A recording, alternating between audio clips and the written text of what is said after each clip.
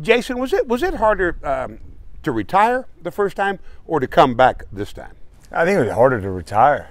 You know, it just felt like everything got aligned all perfectly there. That said, okay, this is a unique opportunity, you know, and you go and do it, and you know, life throws a curvy road at you sometimes, and you say, man, I feel like there's a little meat on that bone still, and you know, I know this chapter's about to close, but before it does, I want to get back out there. Fortunate to have this opportunity, and since being back, I mean, it goes back to all the things that you know that got you here and made you successful. And a lot of people question the decision, but look, you got to look yourself in the mirror and be proud of it. And I think we got a pretty good team. That TV job is just a little bit harder than some people think. Yeah, it is, hey, listen, you know, I should have called you and got figured out how to, you know, how do you do it for so long and keep the approval rating like you do. You know, just the best thing I learned though is just like you know, at some point you just forget about it. You don't care what they think. No. And you do it. So, but you know what? It was a neat perspective for me because I feel like I learned the game and from a different perspective, and you bring that with you. Well, I go back to the other side. When you talk about people questioning your decision to come back, you don't really worry about that at all either, do you? No, not at all. You know, I mean, I think going through that year, you know, I learned real quick, you know, you're not going to please everybody, you know, and so my focus is on being a good football player, you know, because if you're good and then it all works out, you know, if you're not, if you're a shell of yourself, then look, maybe they're going to continue to question, rightfully so.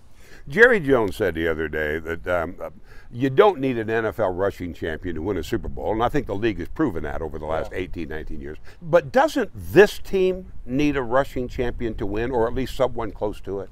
Yeah, I mean, I think Zeke is a huge part of what we do on offense, you know? I mean, so, yeah, you need somebody, if that's such a priority, meaning you're going to run the football and lead the league in attempts probably, you want that guy to be pretty good, you know? I mean, that just goes hand in hand. What do you make of the reaction from some about him going to Cabo?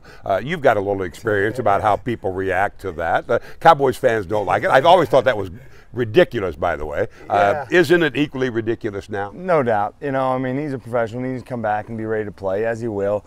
Where he trains, where he goes, doesn't really matter. But, you know, perception is reality sometimes, you know, and that's what I learned in that trip a long time ago with Tony. I think if we would have won that playoff game, nobody would ever said anything. And same goes with Zeke. When he comes back, he'll be in shape, ready to go, and a big part of our offense. Now that you're just a couple of weeks away from starting your team record 16th season, no one has ever done it in the Cowboys uniform.